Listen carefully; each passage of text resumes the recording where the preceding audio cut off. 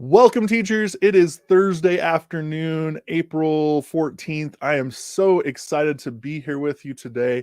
My name is Matt Winters. I am a trainer at UEN, Utah Education Network, and today I'm welcoming you to our webinar, the fourth in a series on personalized competency-based learning and technology. Today we are specifically looking at Nearpod, which I personally absolutely love Nearpod. I started using it like 6 years ago or so and just fell in love with how easy it was to get students excited. And I'm so excited about our guest today to talk about Nearpod and how we can use it to personalize or create competency-based learning in our classrooms.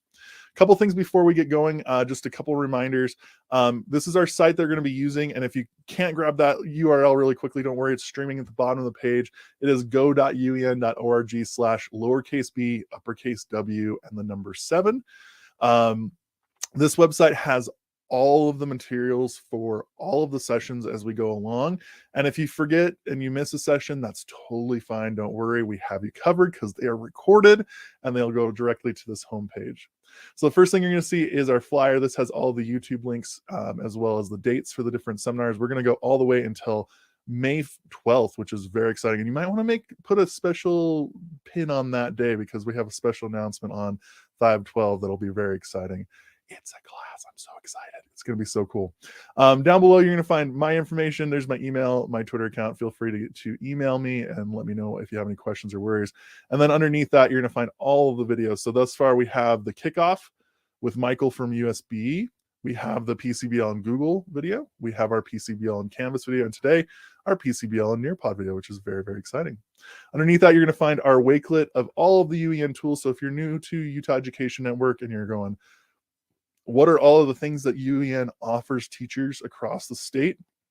You can find out all about those on here and click on any of these links. It'll take you to the product pages, signing up for classes, learning about things that you can do with them in class. It's a fantastic little Wakelet. And then also you're going to find our social media. There's tons of great material here that we tweet out every day about what's happening in Utah Education, what's happening at UEN. So feel free to tweet at us. It's at UEN News. One last thing before we bring in our guest. Up here at the top, you're going to find our navigation bar. You got our home page right here. That's the page with all that information I just went over. And then we have our webinar sessions right here. Each one of these pages, like for instance, I'm going to go to PCBL and Google really quickly. You'll find the trainer information for UEN on that page. You're going to find 2 overall videos and then some material down below to kind of help your learning.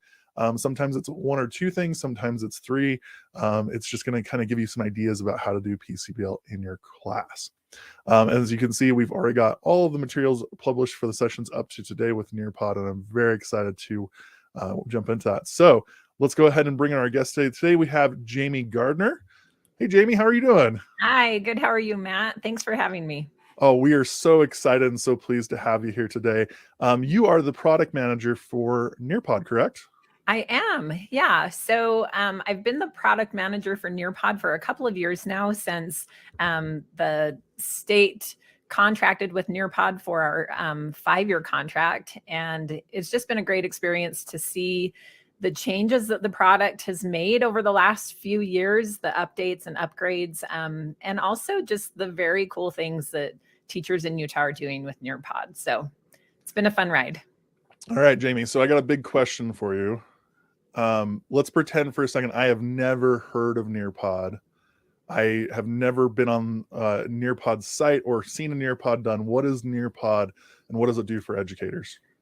Yeah, kind of a crazy idea since, you mentioned that you've been using Nearpod for 6 years. Nearpod came to Utah pretty early because we had a teacher that was that kind of brought it here, found it and brought it here. We'll give a shout out to Katie Dewey-Hill for doing that. But there are still a lot of teachers in Utah that are new to it. And so Nearpod is an interactive presentation tool is how I would like my elevator speech. So you can take any presentation that you're already giving, so a PowerPoint, a Google slide deck, and then you add interactive elements to it. So you're adding things like formative assessment or Kahoot style games, or you can add drag and drops and drawing activities. So you're adding a lot of interactivity and engagement to your presentation. And on the back end, you're gathering lots of data in reports. So you can then, on the fly, you'll see what the formative assessment is saying about how your students are engaging with the content. But you can also go back later and do a deep dive into the reports and kind of figure out, like, are they getting it? Are they not getting it? Do we need to back up? Do I need to move a little faster? Can we move past this content? So just some really great data built into your presentation.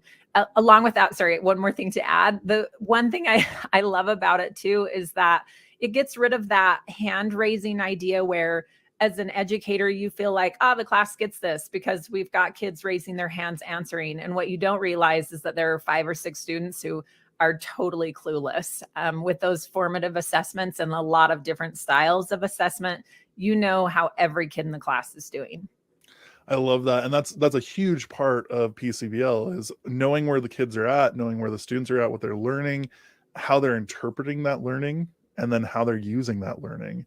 One of the things I love about Nearpod is the video feature. Can you tell us a little bit about the video feature? Yeah, so interactive video is super cool.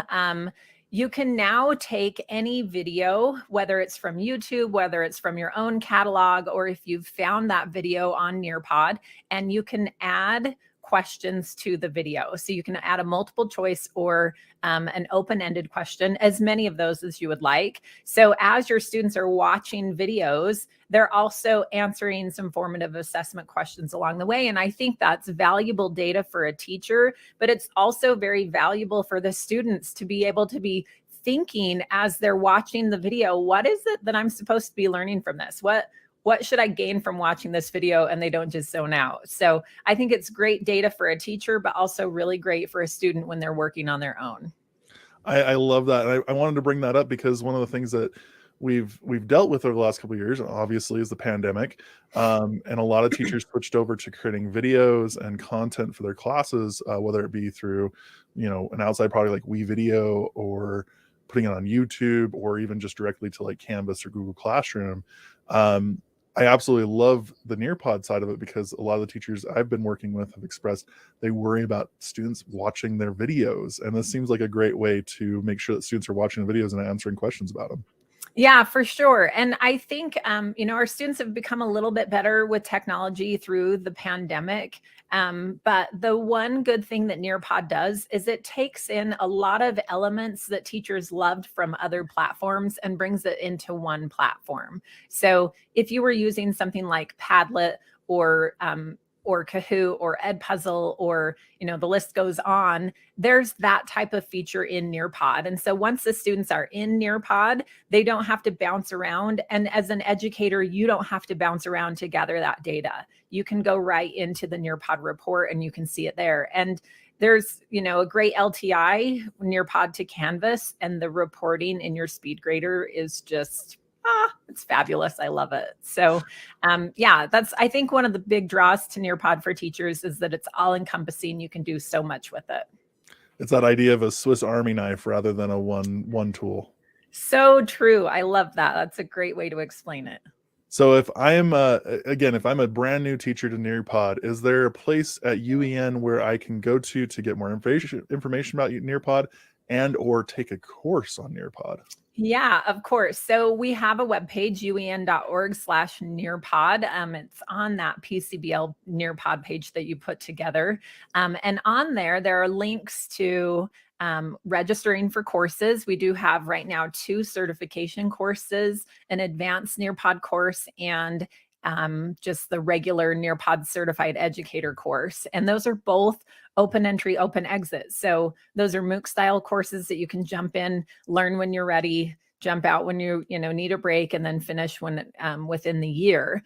So those, and I like to say, like, the cool thing with Nearpod and PCBL is that it's kind of a delivery tool, but it's also a content tool. So the better you are at using Nearpod, the more advanced things that you'll be able to accomplish with your PCBL as well.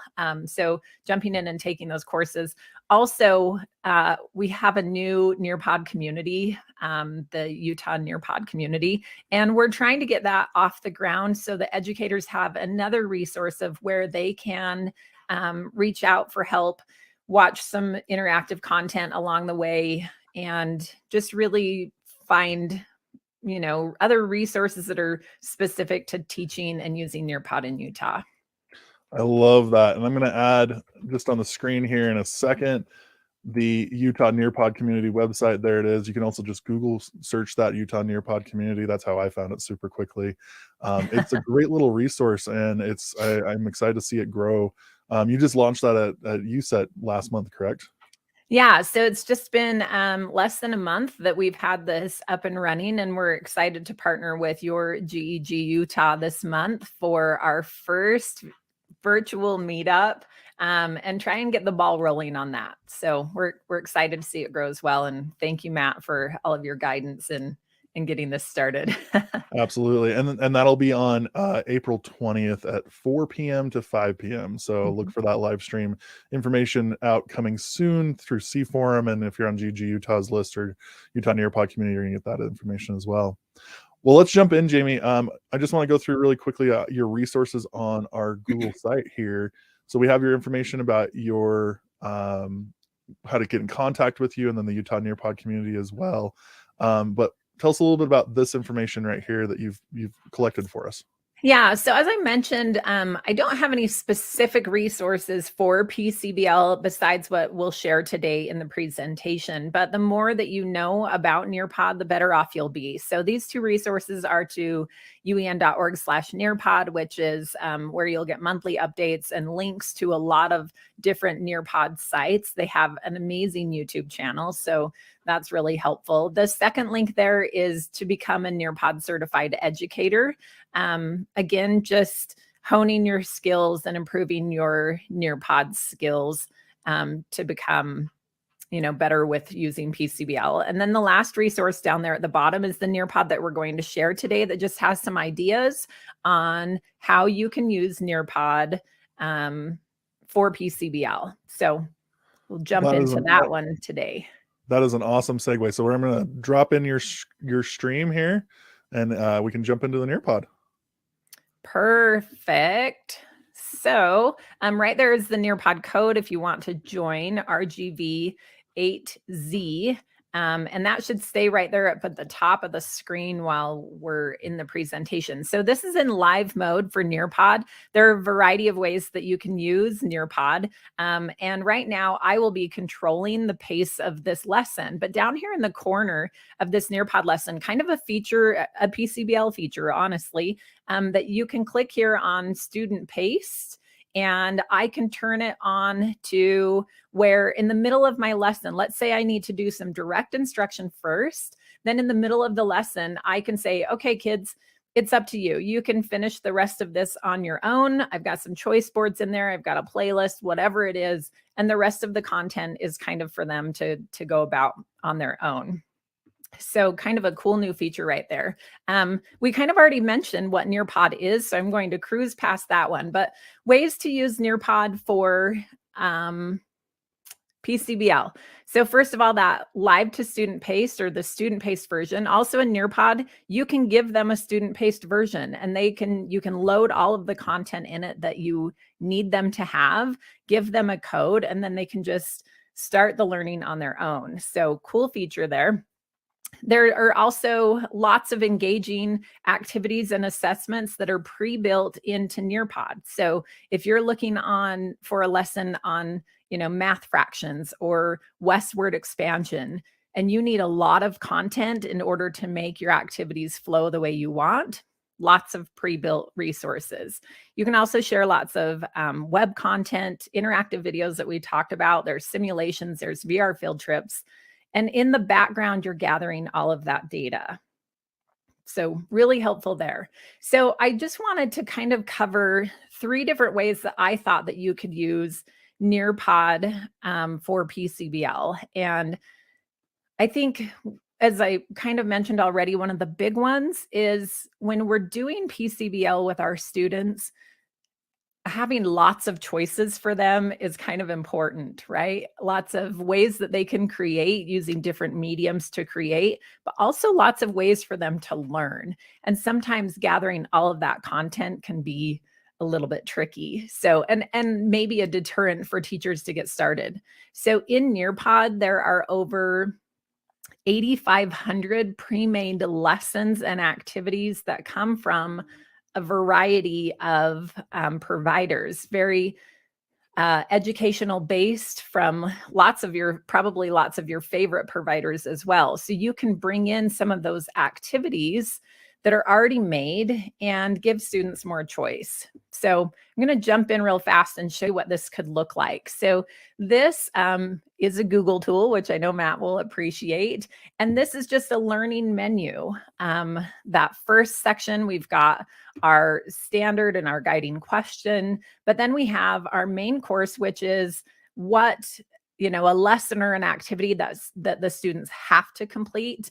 Then there are a few options or choices for them to complete, some optional activities. If you've got early finishers or students that just really want to dive into the content that you're giving them, then there's some additional extensions there, and then some checkout forms at the bottom. Now, each one of these resources is a Nearpod resource. So when the students click here on this link, it's going to open, and hopefully you can still see this, because I'm not sure if are you able to share that one, Matt, or do I need to give you that screen? You might need to give me that screen, or you can switch over to that screen, and there's going to be a button at the top that says share this screen instead.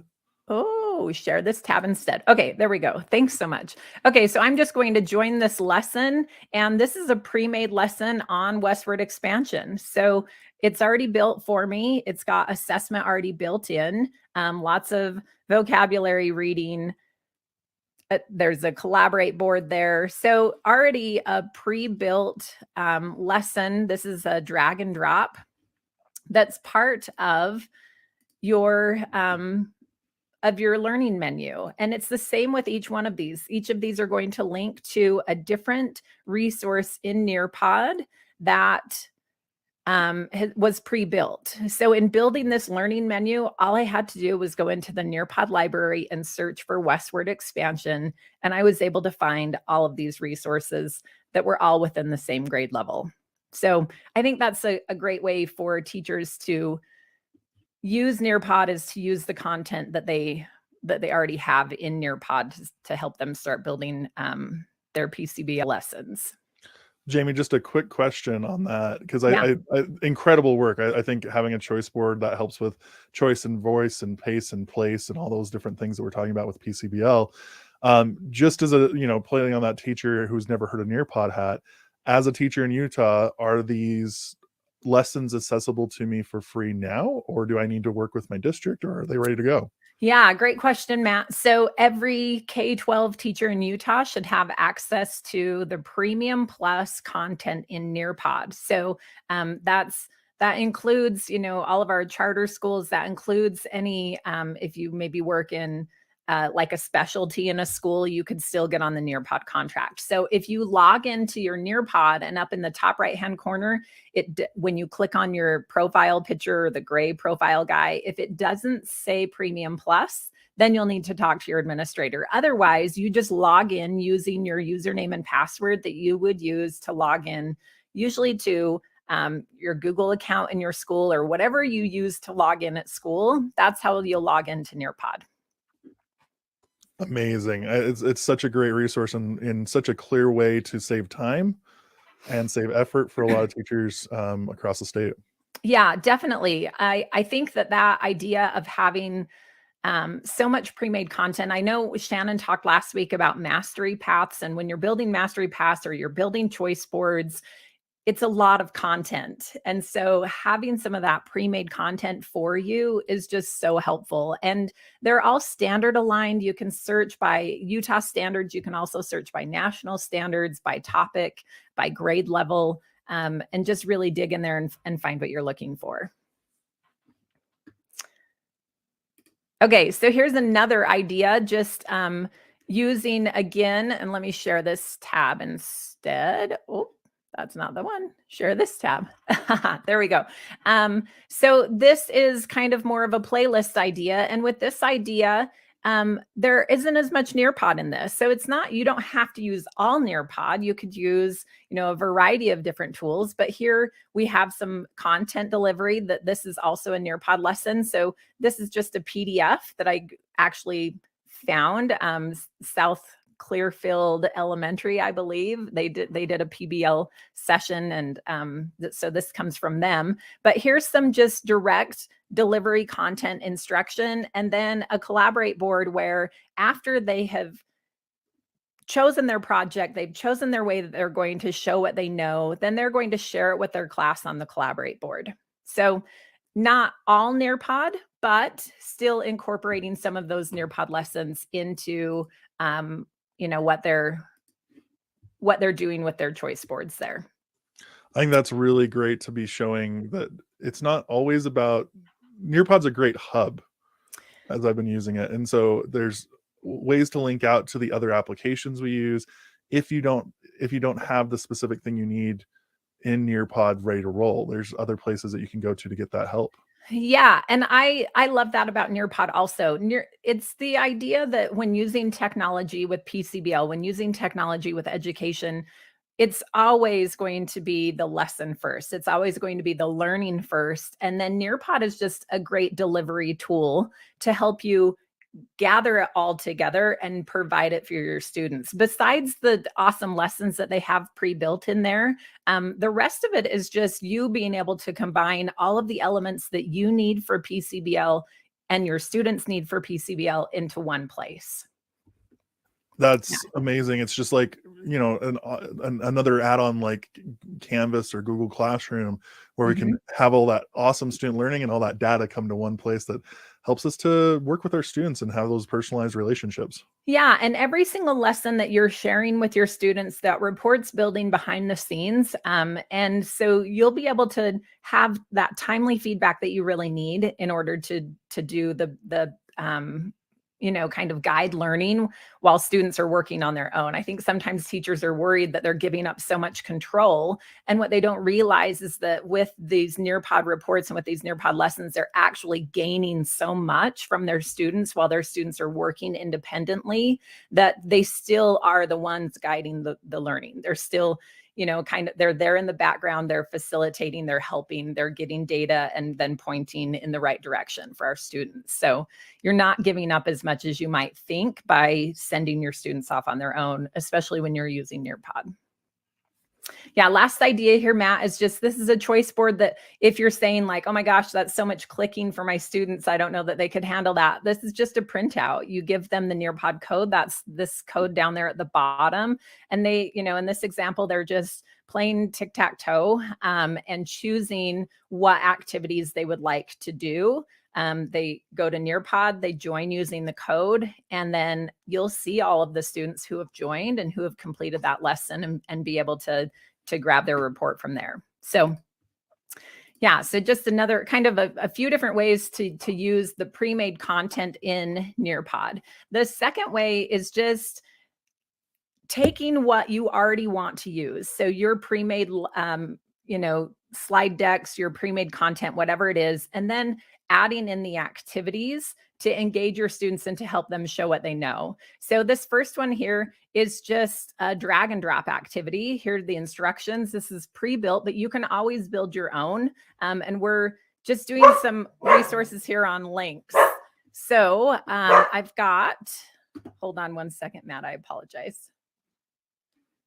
Okay, I think they've stopped. So over here on the left, I can just drag these blocks to measure, this little pencil right here. And I can do the same thing over here on the side. So I can my students can drag and drop, and then I can finish the sentence here that the blue pencil is longer. So a drag and drop assessment activity there. You're going to get all of this content back with your students on their report, but just a kind of an engaging activity that you could add into whatever else you're doing. And another assessment idea here, this is just a regular quiz question. So formative assessment along the way, helping your students to check in, helping you to check in on your students. Some reference material up here in the top. So if I click on this little link, it's going to open a link for the students so that they then, if they need some additional support along the way, here's their additional support. They've got it right there in their question. And I think the last one that I'm sharing here is a draw activity. So Nearpod and math, sometimes teachers are a little afraid to move outside of what they're used to doing. But this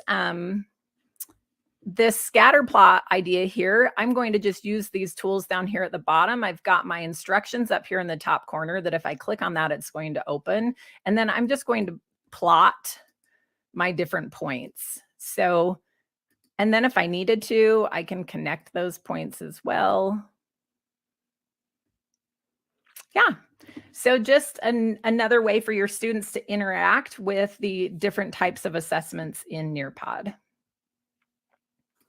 That's such a wonderful way to kind of give them some choice, but then also use that data to go back and recursively go through it with those formative assessments to see that student growth over a short-term period or a long-term period. Yes, I love that idea. And Nearpod is actually working on updating some of their reports so that we are able to see more of that data over time, and not have to like graph it ourselves. A little bit more insight into how our students are learning and what they're doing. So right now, this is kind of just the homepage of the reports. This isn't live, but I could click on each one of these different assessments that was in my lesson and see how each of my students were doing. But you can see right here, this is kind of overall participation. And then down here at the bottom, this is just the data on how one student was doing. If I were to click on each of these individual assessment activities, then I would be able to see more. Okay, so the last way here that Nearpod can be used for PCBL is, as Matt mentioned, it plays so nicely with other content. You've seen already that I brought in a Google Doc. I've brought in a PDF. You can also bring in any kind of URL to any website. So if you have your students doing some Scratch activities, you can bring that in. I think in this example, I brought in, just a link to Scratch where they can go and they can create. And by providing them that link, I don't have to worry about if they're going to be able to find what I'm looking for. I can just embed that right into my Nearpod lesson, and then they can jump out from there and do their creating on their own. And it works also with all types of Google, with Microsoft, Make Code, any content that you need to provide. So this is just another kind of a check-in. If they're working independently, you want to know how they're doing, how much of their project is complete. This is a Google Jamboard. So I can just click on this as a student. Let me share this tab for you. And then I would go out and I could just add my own little sticky note here with my name on it and let the teacher know this is how I'm doing. I am 30% done with my project. And then as a teacher, you can go through your Jamboard and just be looking to see like, okay, every day, are they moving? Like, are they 40% done now? Are they 30% done? I can kind of keep track. And also, I think the students having their own data in PCBL is so important to be able to track themselves. So when we're doing these kinds of check-ins, it's helping them to know, okay, am I on pace? Am I completing what I need to? Do I need help from my teacher?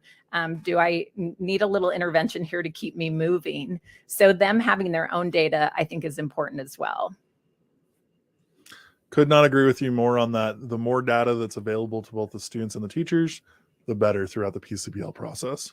Yeah, for sure. And so I think just using Nearpod as your delivery tool and as your means for helping students do PCBL, that's the way to use it. It's not, it's not a replacement for the learning. It's not a replacement for, what you need to do as a teacher. It's just a great place for you to find the content that you need, and then as a delivery tool.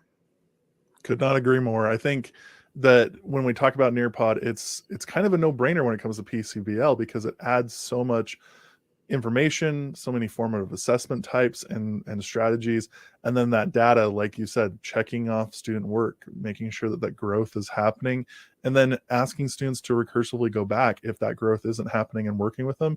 It all is kind of encapsulated in that Nearpod package. Yeah, I couldn't agree more that it's a great place for you to deliver your PCBL. And with that new live to student paced feature, it allows you to put your direct instruction right into the learning as well, so that you can jump in, get them started if you need to, doing some direct instruction, and then kind of send them off on their own, without having to jump through any hoops to make it happen. It's just very cohesive, very easy to provide that opportunity for your students. Absolutely. Well, thank you Yeah. so much for being here today, Jamie. All this information is absolutely wonderful. I think it's a lot of easy wins for teachers who are interested in personalized competency-based learning, and easy to jump into. Again, if you have questions for Jamie, you can find her at jgardner@uen.org. And you can also check out the UEN product page at uen.org/Nearpod. Any last minute recommendations or ideas, Jamie? No, I would just say, that's a good question, Matt. Just jump in and try it, would think, is my only suggestion. It's not as hard as you think. You can use what you already have to get started. So just give it a try. And I just want to give a shout out to you, Matt, for putting together this series. I think that PCBL is growing so much, especially here in Utah. And this is just going to be a great resource for everyone to have, and help them get started with whatever tool it is that they choose to use, or a variety of tools. Absolutely. And I think if there's a teacher who is wondering how to get started, a great place would be to go to the Utah Nearpod community, streaming down below on the bar. Check out that community, join the community, come join us on April 20th at 4 p.m. We'll do GEGUtah's meetup, and then Utah Nearpod community right after for an hour. Come check out those streams and see what those communities can bring to us. So we'll see you then, Jamie. Thank you so much. Thanks so much, Matt. Thanks for having me. Absolutely. All right. As we wrap up, folks, just a couple reminders. Again, you can find all of the information for all of these sessions on go.uen.org/lowercase b, uppercase W, and the number 7. Next week, we have, which I'm so excited about, is PCBL and Utah's online library. So that'll come up here on the 21st. So please feel free to join us. Same time, 3:30 p.m. to 4-ish. We're usually a few minutes after because we get talking. It's great. And then down the line, we've got Adobe, eMedia, and Microsoft still on the docket. And remember, maybe put a pin in that last one, folks, for Microsoft. I believe that is, again, 5/12. We got a special announcement coming about PCBL for that day. All right. With that said, thank you again for joining us today. We will, if you have any questions, feel free to email me, mwinners@uen.org. But otherwise, take care. We'll see you next week.